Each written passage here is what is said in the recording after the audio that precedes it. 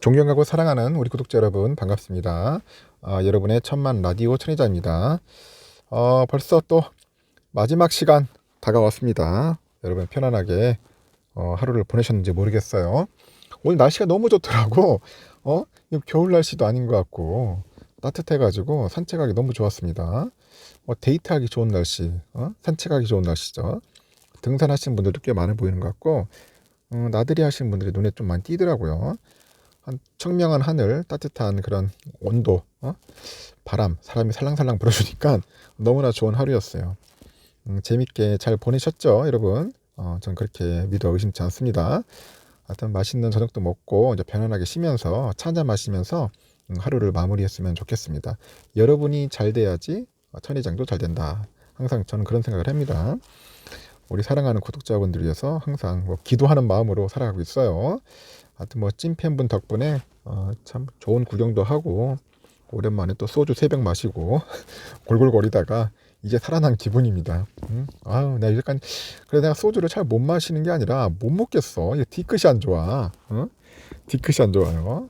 오늘은 진짜 말 그대로 너무 좋아하는 분을 만났기 때문에 그런 거지. 그렇지 않으면 거의 술을 안 먹습니다. 맛이 없어. 차라리 그냥 동동주나 막걸리 그 정도 딱 좋은 것 같아. 한두 잔 정도. 또 과음은 안 좋습니다. 안 좋아요. 장도 안 좋아지고. 술도 먹어본 놈이 잘 먹는다고 이게 먹지도 않는 사람이 먹으니까 힘들어 죽겠어요. 하여튼 술 깨고 마무리 방송하고 저도 이제 할게요. 이번 주 국내 증시는 약간 굵직한 그런 경제 지표들 이벤트 등을 앞두고 있어서 뭔가 이게 숨고르기 장세가 이어지겠다 하는 거죠.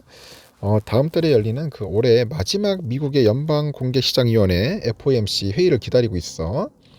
기다리고 있고 우리 파월 아저씨의 그 발언에 관심이 쏠리는 거야. 관심. 그 증권업계에서도 이번 주 코스피 지수 예상 밴드를 2370에서 2490으로 제시를 하더라는 거죠.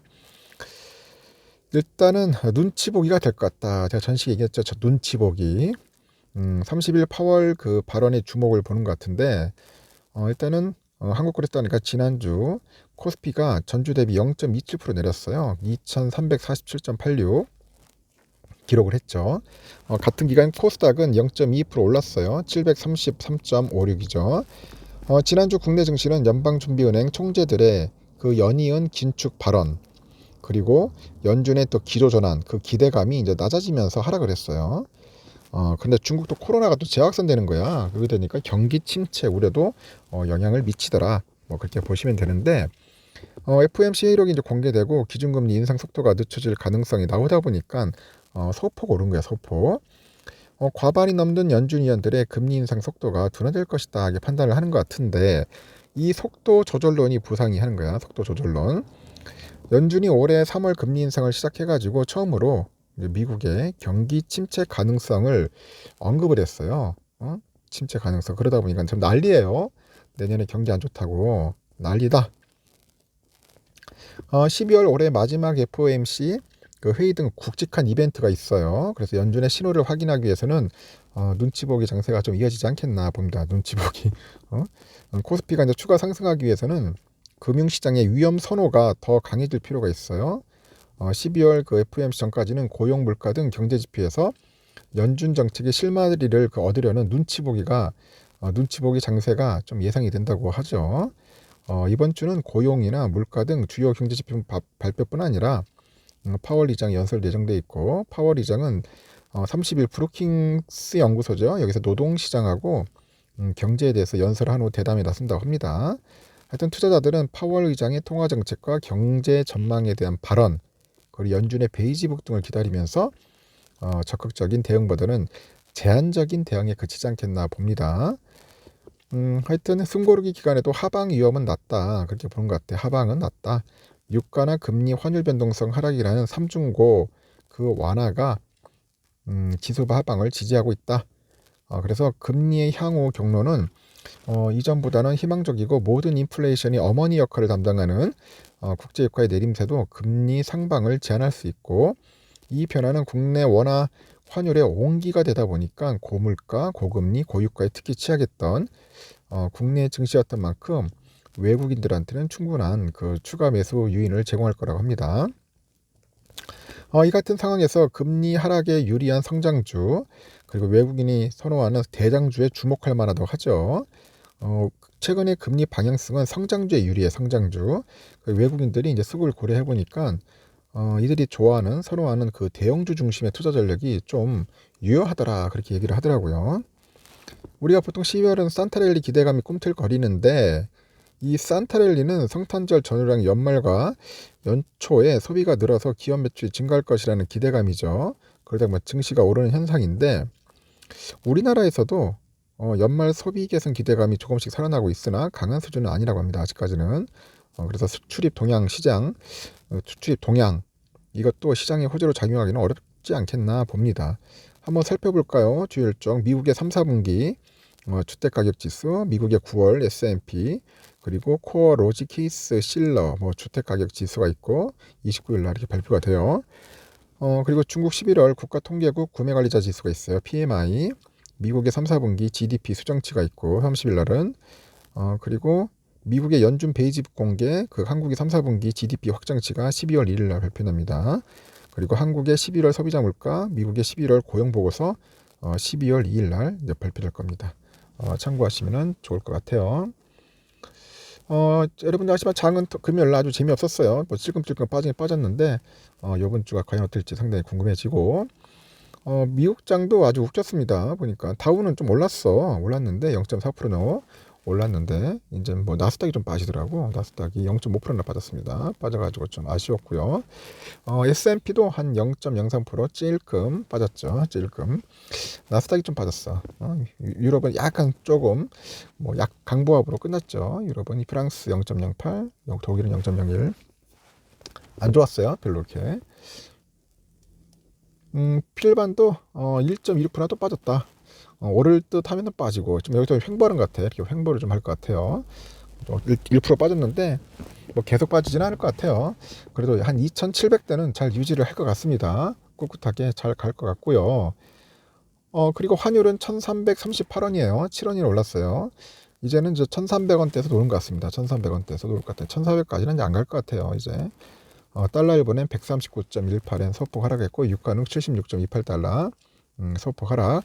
일본 엔화 959.86원, 유로화는 1386.97원 소폭 하락했고, 중국 이하나 186.02원 상승했어요. 휘발유 1630.99원이죠. 소폭 하락. 국제금값 1754달러, 그리고 국내금값 75,128.74원. 그래서 금값은 좀 올랐다. 올랐고 휘발유는 좀 내리고 그런 모습을 보였다는 겁니다. 선물도 다우는 좀 올랐습니다. 다우는 0.5% 정도 올랐는데 S&P 찔끔 올랐죠. 강보합으로 끝났고, 나스닥이 좀 빠졌어. 0.64%나 빠졌네. 나스닥 선물이. 러셀은 0.15 소폭 상승했고요. 하여튼 나스닥이 문제다. 요즘 기술주, IT주들이 완전 죽쓰고 있네 보니까. 이렇게 막 죽쓰고 막 폭락할 때 그때가 뭐 기회이지 않겠나요? 난 그렇게 생각하는데, 어떤 분들은 지금 나스닥 투자하면 안 된다 뭐 그런 분도 있더라고. 근데 저는 반대로 막 떨어질 때 사야 돼요. 막 떨어질 때. 이때가 기회이지 않나 하는 생각이 듭니다.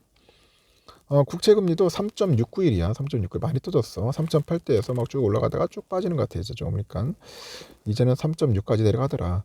언젠 3.5까지도 가겠죠.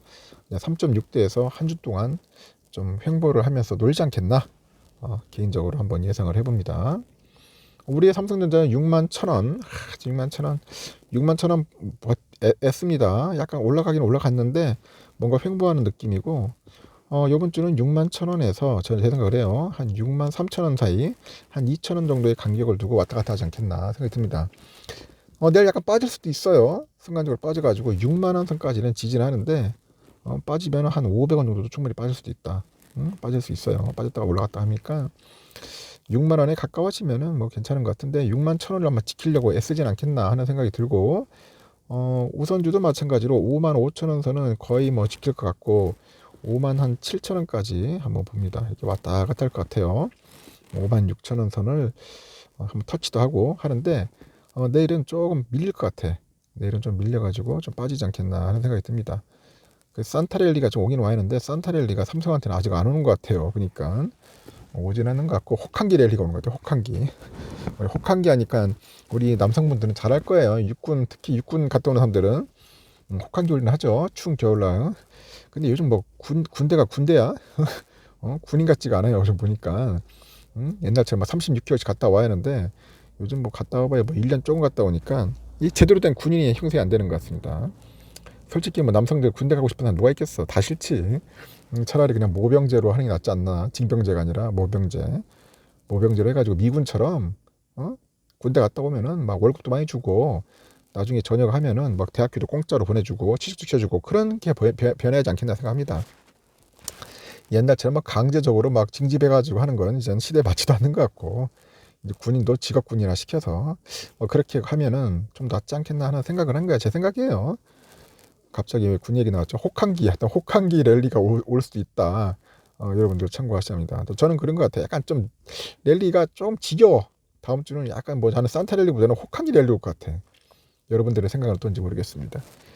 여기까지 하겠습니다. 여러분 재밌는 시간 보내십시오.